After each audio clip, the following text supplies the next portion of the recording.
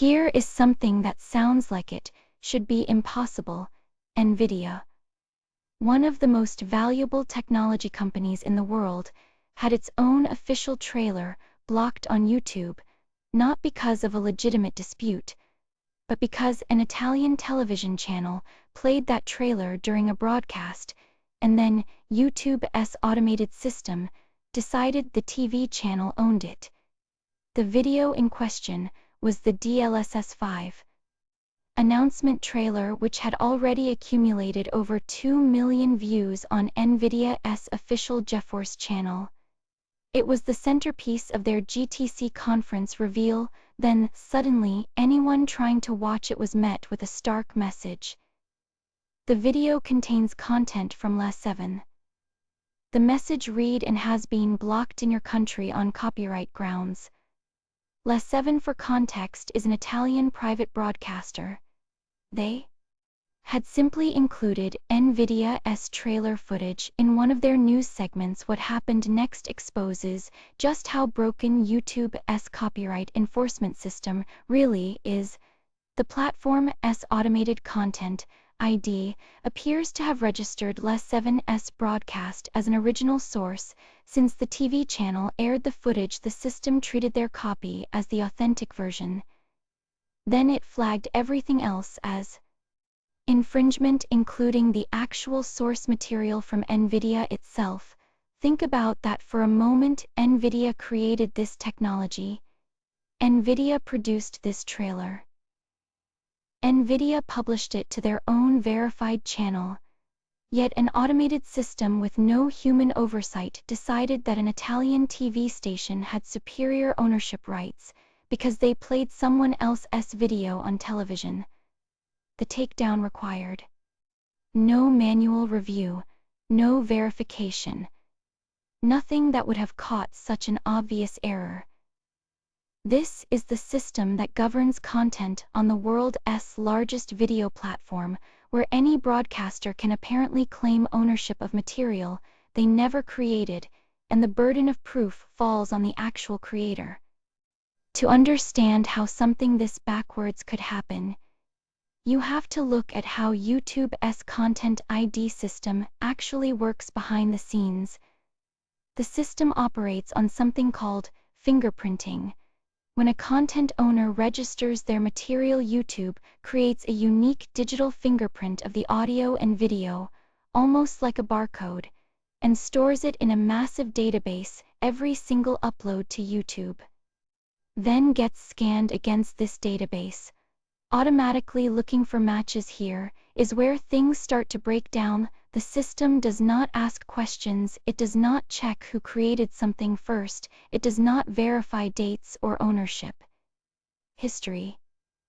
It simply matches fingerprints and triggers actions based on whatever rules the claimant has set up. There is no human reviewer sitting there asking whether a claim makes sense before the system acts. In this case, LS7 broadcast segments of Nvidia's DLSS 5 trailer as part of their news coverage. At some point after that broadcast, the Italian channel registered their recording with content ID.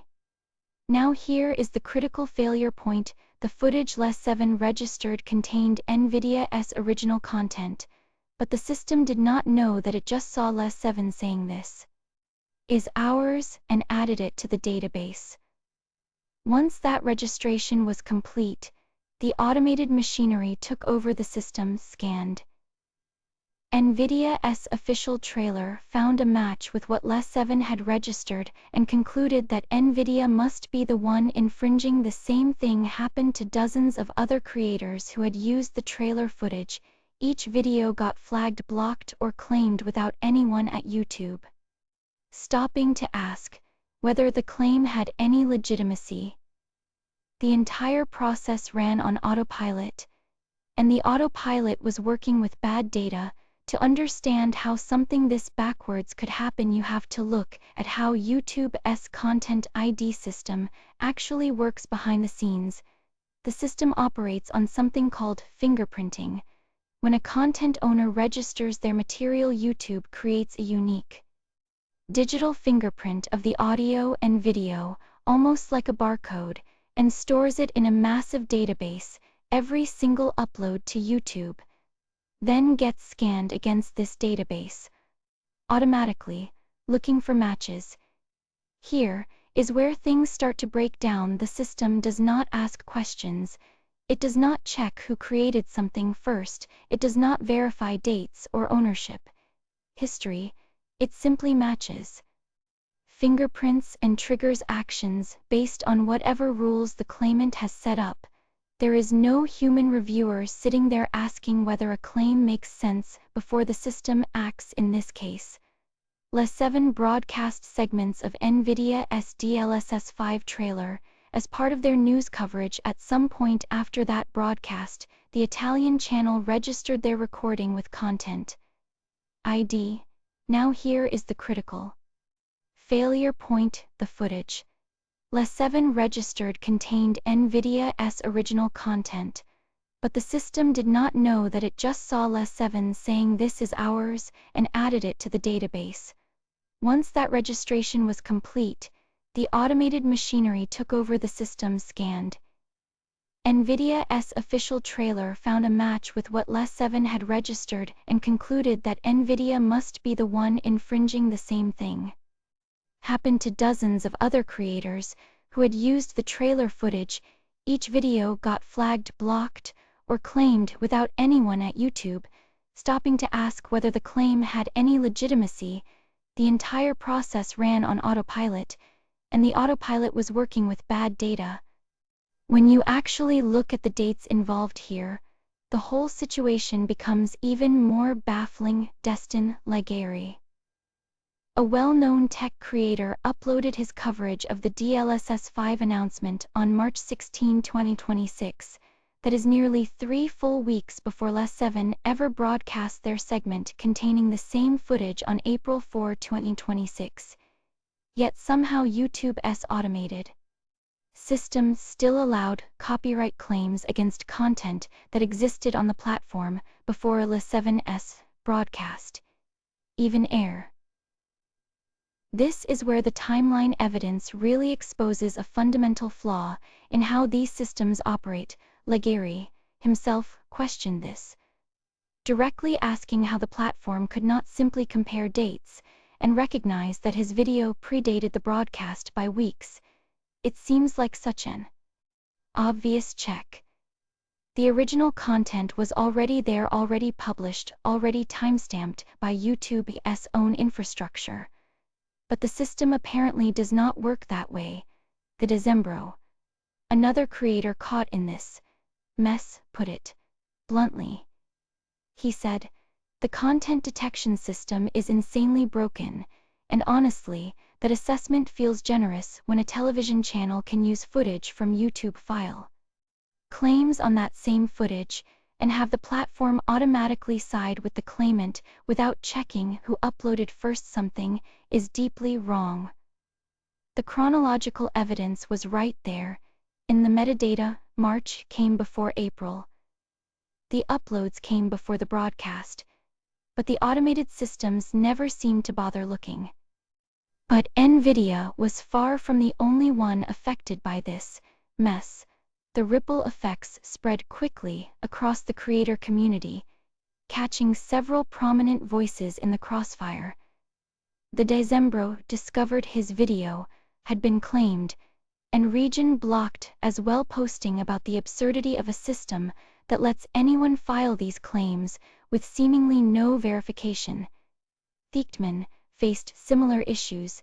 These were creators who had simply covered the DLSS 5 announcement, offering commentary and analysis on a public trailer, and suddenly found their content inaccessible to viewers. When these creators reached out to YouTube for help, the responses they received were deeply frustrating. Team YouTube essentially told them to wait. The standard process requires waiting up to 30 days for the claimant to respond to a dispute. If the claimant does nothing, the content might eventually be restored. But that is a month of lost views, lost revenue, and lost momentum for creators who rely on consistent output. Perhaps most telling was Team YouTube's statement that they do not mediate copyright disputes, that hands-off approach might work for legitimate disputes between two parties with competing claims. But this situation was different. This was clearly a false claim from start to finish, and that brings us to the real problem here. Nvidia will almost certainly get its video back quickly. The company has legal teams and direct contacts at YouTube. They can escalate issues and get human eyes on their case within hours. But smaller creators do not have that luxury. They are stuck navigating automated systems and waiting out clocks that should not even be ticking in the first place. The same false claim that affected Nvidia also affected them. But the resolution timeline is vastly different. It is a two-tiered system, where the size of your organization determines how quickly you can get justice, even when the injustice is equally obvious for everyone involved. So what exactly is DLSS 5, and why was this trailer such a big deal in the first place? Nvidia unveiled the technology at GTC 2026, positioning it as the next evolution in AI-powered neural rendering. The basic idea is that it uses machine learning to apply photorealistic lighting and textures to games in real time. The showcase featured titles like Resident Evil Requiem, Starfield, and Hogwarts Legacy, transforming how these games look on screen. But the reaction from the gaming community was not what Nvidia expected. Critics quickly labeled the technology as soulless AI slop. The complaint was that the enhanced visuals, particularly on character faces, looked strange and uncanny. Compared to the original game footage, it sparked a genuine debate about whether this kind of AI enhancement helps or hurts a game's artistic identity. Nvidia CEO Jensen Huang pushed back hard against these criticisms. He argued that DLSS 5 fuses the controllability of traditional geometry and textures with generative AI, all while preserving the game's original artistic vision. His point was that developers still control how the technology gets applied. The controversy made this trailer a lightning rod for discussion. Long before the copyright mess happened, it had racked up over 2 million views because people wanted to see what the fuss was about. The technology itself raises real questions about where game visuals are headed and whether AI enhancement belongs in creative mediums. Love it or hate it, DLSS 5 was shaping up to be one of the most debated gaming tech announcements of the year. What makes this situation so revealing is that it pulls back the curtain on who actually holds power in these systems. When an Italian television channel can file a claim against one of the largest technology companies on the planet and have that claim honored automatically, it tells you everything about where the burden sits. Nvidia has lawyers, dedicated legal teams, and direct lines to platform executives, yet even they had to watch their own trailer disappear because an automated system accepted a claim at face value. Now, imagine being an independent creator, facing the same problem. You do not have those resources. You cannot pick up the phone and call YouTube's partnership team.